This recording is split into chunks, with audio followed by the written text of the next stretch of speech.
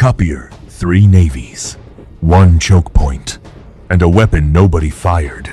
On February 17th, 2026, the Russian corvette Stoiky docked at Bandar Abbas, Iran's main naval base, sitting directly on the throat of the Strait of Hormuz. The same morning, Chinese and Iranian warships moved into formation in the Gulf of Oman and the northern Indian Ocean. It was the official start of Maritime Security Belt 2026, the 7th consecutive year Russia, China, and Iran had run this exercise together. The official framing was exactly what it always is: anti-piracy, search and rescue, protection of trade routes. What was happening on shore at that exact moment was something else entirely. 2 American carrier strike groups were already in motion toward the Persian Gulf. B-2 Spirit stealth bombers had been prepositioned at Diego Garcia in the Indian Ocean. F-22 Raptors had been moved forward. Trump had publicly given Iran 10 to 15 days to present an acceptable nuclear agreement. The White House Situation Room had convened to discuss military options. And against all of that, Russia, China, and Iran moved their ships into position anyway, on schedule, together, with a confidence that deserves far more attention than it is receiving. The Strait of Hormuz is 33 kilometers wide at its narrowest point. Through that gap flows approximately 20% of the world's total traded oil every single day, not occasionally. Not on peak demand days, every single day. All of it squeezes through a choke point so geometrically constrained that a determined military force with the right equipment could disrupt it without winning a single conventional engagement. The geography does most of the work. The military just has to show up. Iran has known this for 40 years. And for 40 years, the Islamic Revolutionary Guard Corps Navy has been turning the northern coastline into something the Iranian Navy itself describes as a layered denial architecture. A phrase that is strategically precise and deliberately technical, designed to obscure what it actually is: a carefully constructed trap. The visible surface of that trap is the fast attack craft. The IRGC operates hundreds of small, fast, missile-armed boats capable of launching the Noor anti-ship cruise missile, or the NAS, one cruise missile at much larger vessels from ranges and angles that complicate conventional naval defense. In saturation scenarios, where 40, 60, 80 fast boats emerge simultaneously from coastal inlets on both sides of the strait, the defensive calculation for even an Aegis-equipped warship becomes geometrically challenging. The boats are cheap. The missiles aboard the escort destroyers defending a carrier are not. But the fast boats are the layer everyone can see. What sits beneath the surface of the strait is considerably more dangerous and considerably harder to talk about in public. Iran operates approximately 14 Ghadir-class midget submarines, derived from North Korean Yono-class designs, but substantially modified and produced domestically over 2 decades. Each one displaces 117 tons on the surface and 125 tons submerged. Each is 29 meters long, crewed by 7 men, and armed with 2 533mm torpedo tubes, capable of firing the Val-Fajr heavyweight torpedo or the JASC, 2 submarine-launched anti-ship cruise missile. They are, by conventional blue water standards, primitive. By the geometric standards of a shallow, acoustically chaotic strait running 33 kilometers wide and between 25 and 70 meters deep, they are something else entirely. In deep ocean, American anti-submarine warfare is functionally unmatched. The combination of P-8, a Poseidon maritime patrol aircraft, AN, SQQ, 8-9 hull-mounted sonar suites aboard surface combatants, towed array sonar systems, and the subsurface coverage provided by the attack submarines that typically escort carrier strike groups makes deep-water submarine operations against the United States Navy extremely hazardous for any conventional adversary. That advantage depends on depth, volume, and the physical separation between a submarine and the thermal layers, and ambient noise sources that can mask its presence. In the Strait of Hormuz, that advantage compresses dramatically. The usable shipping channels through the strait's narrowest section measure roughly 4 kilometers in each direction. The water is warm, saline, layered with thermoclines that scatter acoustic energy in unpredictable ways, and crossed by the constant noise signatures of commercial shipping moving through one of the busiest maritime corridors on Earth. A Gaudier-class submarine operating in that environment does not have to maneuver. It does not have to hunt. It positions itself along the predictable lanes that large ships must use and waits. Its signature, already minimal for a diesel-electric boat running on batteries, blurs into the background noise of the strait until the moment it chooses not to. Iran also operates 2 Fateh-class coastal submarines, 48 meters long, displacing approximately 600 tons submerged, armed with 4 533mm torpedo tubes and capable of laying mines. The Fateh class entered service in 2019 and represents a legitimate indigenous engineering achievement for a country under decades of comprehensive sanctions. An updated variant with an air-independent propulsion system was unveiled in 2024, extending the time the boat can remain submerged without requiring its diesel engine to run. An AIP-equipped Fateh, lying silent on the bottom of a busy strait, running no mechanical systems, drawing no electrical power from combustion, is a detection problem that takes time to solve.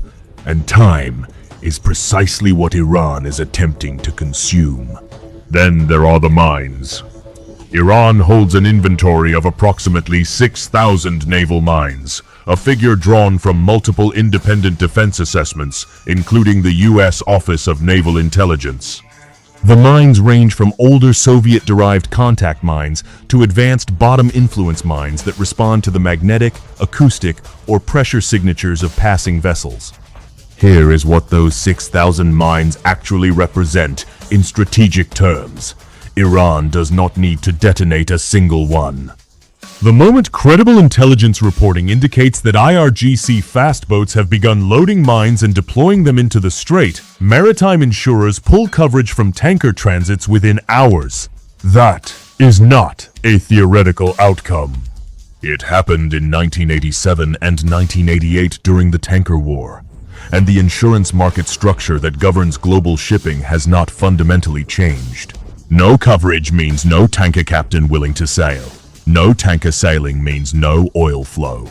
Iran can impose an oil shock on the global economy without firing a weapon and without giving Washington a clean legal trigger for a response. That combination, economic consequence without attributable military action, is specifically what Iran's doctrine is designed to create. And above the strait, from 3 strategic islands, the calculation becomes 3-dimensional. Abu Musa, Greater Tunb, and Lesser Tunb sit directly in the middle of the Strait of Hormuz, claimed by Iran and disputed by the United Arab Emirates since Iran seized them by force in 1971. For more than 50 years, those islands have been Iran's unsinkable forward positions. Today they host underground fortifications, missile defense systems, and according to Iranian state media, the IRGC Navy's newest generations of armed drones, capable of engaging both air and sea targets. From those islands, a drone swarm is inside the engagement zone before any inbound carrier strike group's defensive systems have fully cycled through their targeting sequence. Each American SM-6 or ESSM interceptor fired against an incoming drone costs between $400,000 and $2 million. An Iranian Shahed series drone costs a fraction of that. The Houthi campaign in the Red Sea demonstrated this asymmetry against American Arleigh Burke-class destroyers with consistent results. The math was unfavorable for the defender every single time. Iran alone, however, has always had limits. Its electronics are aged in critical areas. Its over-the-horizon targeting capability for engaging maneuvering surface vessels at range has carried persistent gaps. Its satellite coverage is patchy, dependent on orbital geometry that does not always place an asset overhead when the tactical situation demands real-time positioning data. The fundamental challenge of long-range anti-ship missile employment is not launching the missile.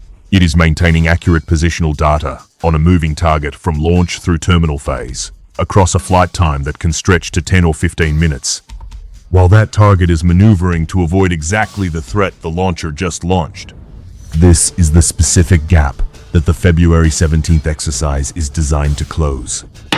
Not by adding more Iranian ships, not by deploying more Russian or Chinese hulls, by transferring capability through presence. Russia's contribution to Maritime Security Belt 2026, measured by hull count, is modest. The Stoiky is a Staragushchi-class corvette, displacing approximately 2,200 tons, armed with surface-to-surface missiles, a gun system, and electronic warfare suite. A single corvette against two American carrier strike groups totaling more than 100,000 tons of combined displacement looks almost symbolic. That reading misses the point entirely. Russia's naval forces spent 3 years of intensive electronic warfare operations against NATO-supplied sensor networks in Ukraine. What that conflict produced, through trial and error conducted against real equipment in real combat conditions, is a refined operational understanding of how to degrade encrypted tactical data networks. Not by breaking the encryption, which is computationally prohibitive in real time, but by targeting the frequencies, timing protocols, and bandwidth dependencies that those networks require to function. The cooperative engagement capability that threads an American carrier strike group into a single integrated defensive organism runs on precisely the kind of networked sensor fusion that Russian electronic warfare systems, refined in Ukrainian combat, know how to interfere with, not destroy, interfere with, introduce lag. Create windows measured in seconds, where a missile track disappears from one ship's picture before reappearing on another's, where the handoff between a targeting ship and a firing ship stutters, where the engagement timeline, the defensive system was built to execute compresses in ways its designers did not fully account for. Captain First Rank Alexei Sergeyev, commander of the Russian naval group participating in the exercise, stated explicitly that Russian and Iranian forces were ready to hold joint exercises in any region, including specialized drills such as anti-maritime terrorism operations. That statement is diplomatically framed. The operational content it describes is something else. Then China moved, and the equation shifted. Beijing's contribution to Maritime Security Belt 2026 is subject to a significant analytical caveat. Reporting from February 20th, 2026, drawing on Chinese People's Daily Coverage, indicates that China may have quietly downplayed or modified its formal participation, while Russia and Iran proceeded with bilateral exercises. A Substack intelligence analysis noted that the People's Daily article on the exercise's conclusion omitted any reference to Chinese participation, a sharp contrast to pre-exercise announcements that named China explicitly. Whether China formally participated in a trilateral format, observed, or participated under deliberate information ambiguity is, as of this writing, not confirmed. What is confirmed is what China brought to the theater in the weeks surrounding this exercise. Pre-exercise announcements named the Type 52 DL guided missile destroyer Tangshan, hull number 122, as a likely participant. Drawn from the People's Liberation Army Navy's 48th Flotilla based at Djibouti, accompanied by the Type 54, a guided missile frigate Da King, and the Type 903A replenishment ship Taihu. The Type 52 DL is a capable guided missile destroyer. But the vessel that changes the strategic calculus in this theater is the Type 055 Renhai class. And what the Type 055 now carries changes the math in a way that no hull count comparison adequately captures. The Type 055 displaces approximately 13,000 tons at full load. It is 180 meters long. Its primary armament is 112 vertical launch cells capable of housing HHQ-9 long-range surface-to-air missiles, YJ 18 anti-ship cruise missiles with a range of up to 540 kilometers, and, confirmed by official People's Liberation Army video, released in 2022 and 2024, hypersonic anti-ship ballistic missiles.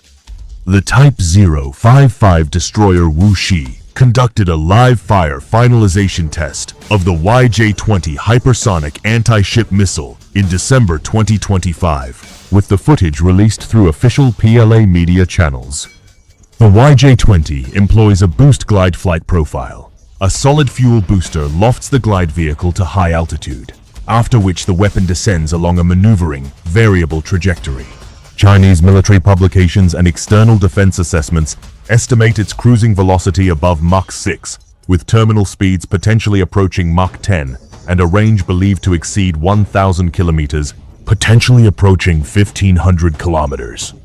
The United States Navy has no confirmed operational interceptor for a hypersonic boost glide vehicle maneuvering at those speeds on a near-vertical terminal trajectory. The SM-3 Block IIA, the most capable ballistic missile defense interceptor currently deployed aboard Aegis warships, is optimized against exo-atmospheric ballistic threats following predictable trajectories. A YJ-20 or YJ-21, approaching on a maneuveringly variable boost glide path, compresses the intercept window from minutes to seconds and shifts the geometric problem in ways that the existing Aegis engagement planning software was not designed to solve. The U.S. Navy has publicly acknowledged this challenge in congressional testimony as recently as 2024 and identified hypersonic defense as a developmental priority. What the Type 055's vertical launch cells contain in any given deployment is not publicly confirmed. What has been publicly demonstrated is the platform's capacity to carry the weapon. A Chinese Type 55 inches these waters, even without firing, forces every American commander in the theater to load a specific assumption into every escalation calculation. That any expansion of this engagement must account for hypersonic anti-ship missiles with no confirmed operational defense. That constraint does not require a single launch. It shapes what can be considered simply by existing. China also brings a different capability that is, in some ways, more immediately decisive than its strike platforms. The plan operates Type 815, a Dongdiao-class intelligence collection ships specifically designed to track U.S. carrier strike group movements in real time. Their entire operational purpose is surveillance, building a complete electromagnetic portrait of the target group, cataloging every radar emission frequency, every communications protocol, the precise electronic signature of every vessel. That data has one operational use. It feeds a targeting system. A carrier strike group whose electromagnetic signature has been cataloged by a Chinese intelligence ship can be located, tracked, and targeted with a precision that Iran's own sensor architecture has never been capable of achieving independently. What Iran does not know, it cannot target accurately at range. What Iran knows, in real time, it can. This is the invisible transfer that Maritime Security Belt 2026 represents. Not Russian warships firing Russian weapons at American carriers. Not Chinese destroyers launching hypersonic missiles. The transfer of targeting data, electronic warfare expertise, and the diplomatic weight of permanent UN Security Council membership into a theater where Iran is the combatant and Russia and China are the force multipliers. Iran provides the geography and the denial infrastructure, the mines, the submarines, the fast boats, the island fortifications, the layered doctrine built over 4 decades. China provides real-time targeting resolution that closes the kill chain gap Iran has never been able to close on its own. Russia provides battle-tested electronic warfare capability that can degrade the networked sensor integration that American carrier strike groups depend on for their defensive coordination. And both Russia and China provide something that requires no military action at all.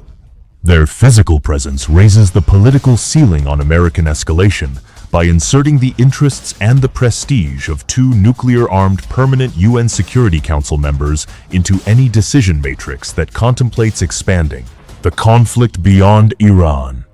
You cannot call this a rogue state provocation. Every proposed American response must now account for those 2 flags in the water.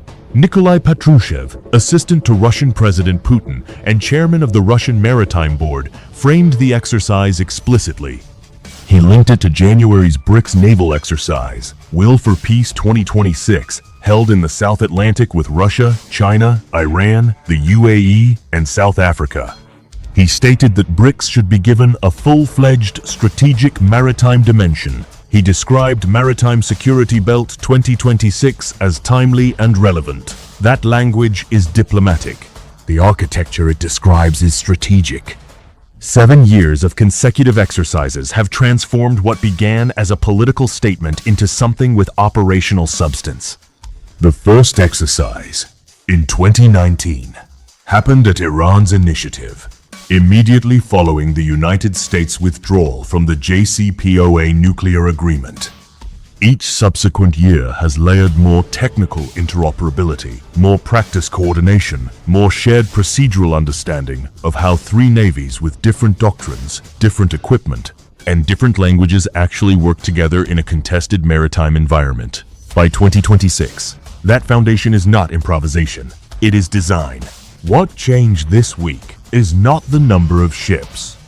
The USS Abraham Lincoln's carrier strike group alone outguns and outranges every vessel Russia and China deployed to this exercise by margins that are not remotely comparable. America's carriers remain the most powerful instruments of conventional military power ever built. The F-35C Lightning II aircraft aboard the Abraham Lincoln carry the AN/APG-81 active electronically scanned array radar and low observable airframe features that make them invisible to most air defense systems. Iran operates.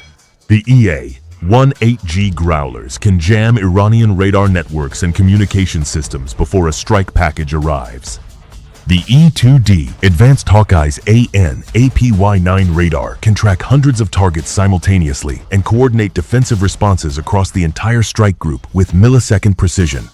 The Arleigh Burke-class destroyers carrying SM-6 and SM-3 Block IIA interceptors, Tomahawk land attack cruise missiles, and the Aegis Baseline 10 combat management system are individually among the most capable surface combatants ever deployed. None of that is in question. What is in question is what American power can actually accomplish in a geometry it has not operated in before. Iran's Navy commander, Rear Admiral Shahram Irani, addressed this directly at the opening ceremony of the exercise, with the Russian and Chinese delegations present. He said, "The faith of the people and missiles are the Islamic Republic of Iran's deterrent weapons against the enemy." He said the Iranian people will confront extra-regional fleets with greater power. Those are not the words of a commander who believes he can defeat the US Navy in open exchange.